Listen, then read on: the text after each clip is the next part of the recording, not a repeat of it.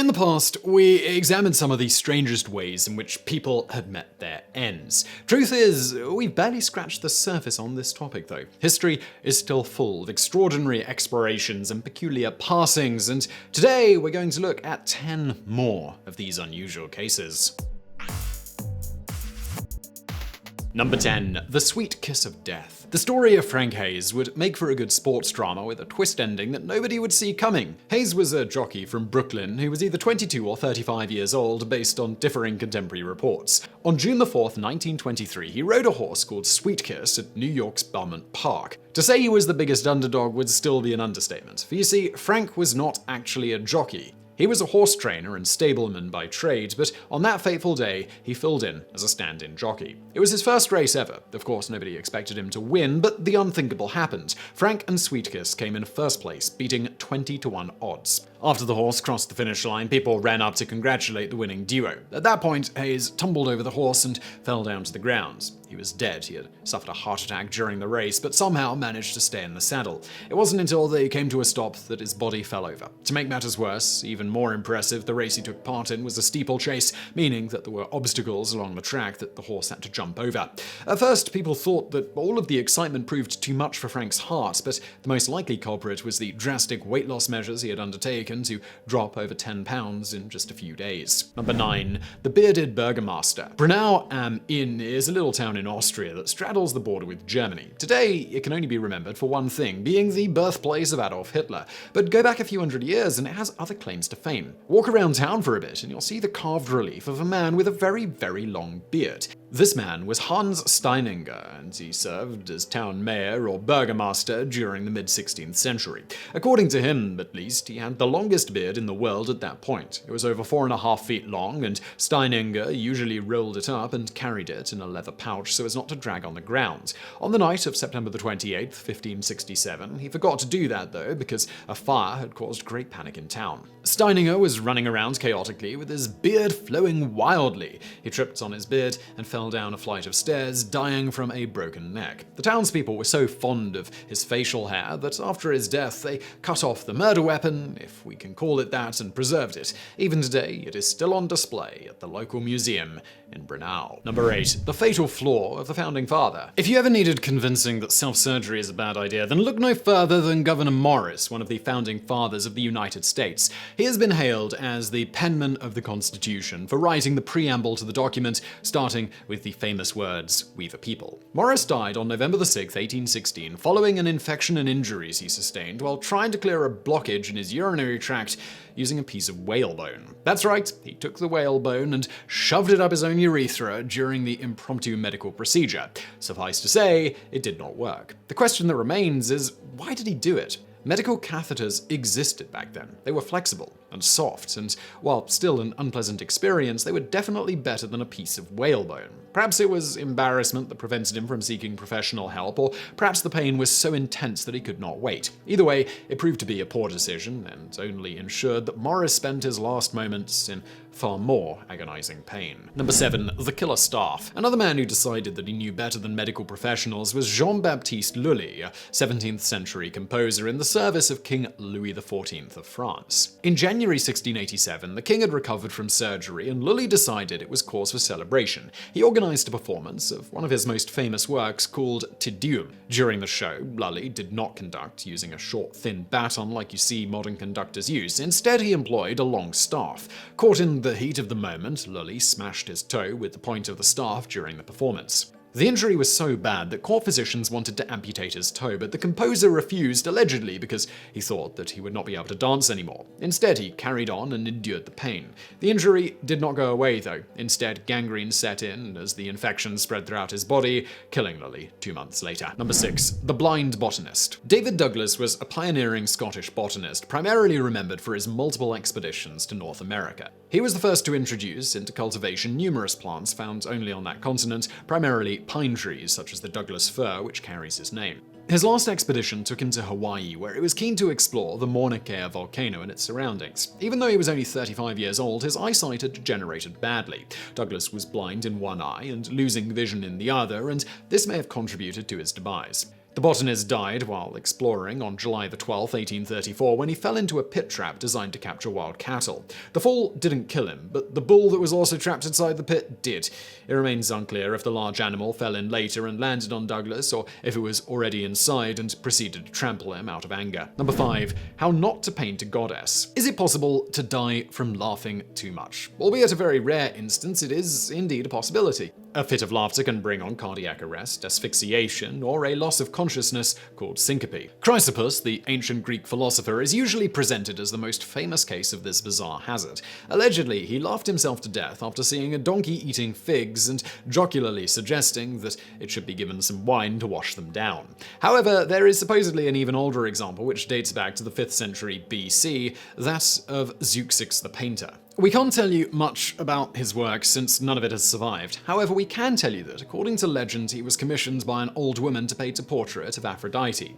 More than that, though, the customer insisted that she pose as the model for the goddess. And so Zeuxis painted a painting where Aphrodite, the very embodiment of love and beauty, was portrayed as an old woman. When he was finished, the artist took a step back to admire his work, and upon seeing it completed, burst into a fit of laughter that caused his demise. Some then proclaimed his death as punishment from the gods for mocking Aphrodite. Number 4. A foul deed. Edmund II was King of England for only 222 days, but it was still enough for him to earn the moniker Ironside for the valor and bravery with which he fought the invading Danes led by Canute the Great.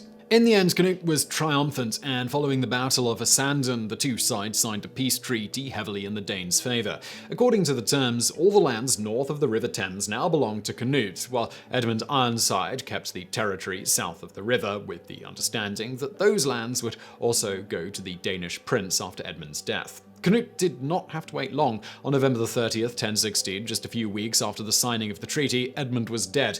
Now, there are several differing accounts of his death, but we are going to go with that of the 12th century historian Henry of Huntingdon because it is the most original and also most disturbing. In this case, King Edmund was assassinated by the son of an alderman named Edric. With the help of his father, the killer managed to conceal himself inside the foul, noxious pit below the royal privy. In the night, the king went to obey the call of nature, and as soon as he sat down, the assassin started stabbing him from below. Supposedly, he thrust the dagger so hard that it remained fixed in the king's bowels. There is some karmic retribution, though. Afterwards, Edric, the alderman, went to King Canute and informed him of his deeds. As it turned out, this was a bad move, as Canute had been impressed by his former foe and did not appreciate what had been done to him. As reward, he told Edric that he would be exalted higher than all the nobles in England. By that, of course, Canute meant that he would be decapitated and his head placed on a pole on the highest battlement of the tower. Number 3. The Sausage Vat Murder. During the late 19th century, Adolf Lutgert became known as the Sausage King of Chicago because he ran a business called the A.L. Lutgert Sausage and Packing Company. His personal life wasn't going so well, though. He and his wife, Louisa, fought often and were always at odds with one another. Allegedly, Lutgert had his eye on a rich widow he wanted to marry, and consequently, on May 1, 1897, Louisa disappeared. Lutgert told police that his wife ran away with another man, although it probably won't surprise you to find out that he murdered her. The only problem he still faced was getting rid of her body. Now, we know what you're thinking. Here is a man who needed to dispose of a corpse and who also had unrestricted access to a sausage factory. The story almost writes itself, but the truth was not quite as gory as you would expect. Adolf Lutgert did not turn his wife into sausages, even though this became a popular local legend. Instead, he dissolved her body in a vat of caustic potash or potassium hydroxide to give it its chemical name. Fortunately, he did not do a very good job of cleaning up. Police were able to find bits of clothing, small bone fragments, strands of hair, and even a gold ring engraved with the initials LL. Adolf Lutgert was arrested and charged with his wife's murder. The trial, besides being quite notorious in its day, was also important in American history, as it marked one of the earliest instances where a forensic expert, in this case anthropologist George Amos Dorsey, was brought in to give testimony in a murder investigation. Number 2. Daniel in a modern lion's den. English priest Harold Davidson was at the center of controversy in the early 1930s when he stood accused of multiple charges of immorality stemming from his time spent with prostitutes and homeless girls whom he allegedly was trying to save. Davidson was defrocked in 1932, but since then his defenders have tried to restore his good name by claiming that he was unfairly vilified. Whether they are right or wrong is actually irrelevant to us at the moment. What we are concerned with is Davidson's life after he was kicked out of the church. He spent the next few years in Blackpool performing at a sideshow on the waterfront. In 1937, he received what he considered to be a better offer to join an animal show in the resort town of Skegness. Davidson performed an act billed as Daniel in a modern lion's den. It consisted of him giving a sermon outside a lion's cage and afterwards entering the cage and spending some time with the beasts protected only by a 16-year-old female lion tamer. The act was popular, but eventually the predictable happened. On July 28, 1937, Davidson was mauled by a lion. He gave his usual speech and then entered the cage with two lions, Toto and Freddy. One of the animals knocked the priest over, grabbed him by the neck, and dragged him around the cage as thousands of people in attendance watched helplessly. Some said that the lion became agitated due to the cracking of the whip. Others claimed the former priest accidentally stepped on his tail. Either way, Davidson was taken to the hospital, but he died of his injuries a couple of days later. There is an apocryphal story which says that Davidson's last request was to quickly inform the London press of his demise so that his death would make the first edition newspapers. Number 1. The Great Whiskey Fire of Dublin. On June 18, 1875, the city of Dublin experienced one of its greatest disasters when part of it was set on fire by a raging river of flaming whiskey. The source of the blaze were two adjacent businesses called Reed's Malt House and Malone's Bonded Warehouse, where a few thousand casks of whiskey were stored. When the flames reached the wooden barrels, they caused them to burst open, simultaneously lighting the liquid contents and sending tens of thousands of gallons of whiskey down the streets of Dublin. The blaze primarily affected a working-class area of the city known as the Liberties. The fire brigade was unable to use water to put out the fire, so instead they kept on piling large amounts of manure and sand in its way to staunch the flow of the scorching river. When it was all said and done, anywhere between 4 and 13 people died and dozens more were sent to the hospital. And here is the unusual part. In this case, not a single victim died due to burning injuries or smoke inhalation. Instead,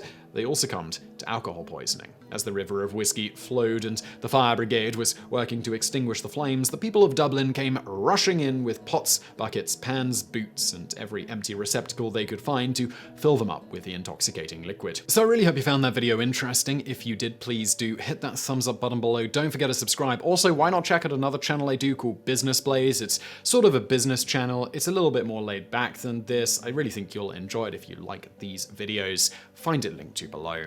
And thank you for watching.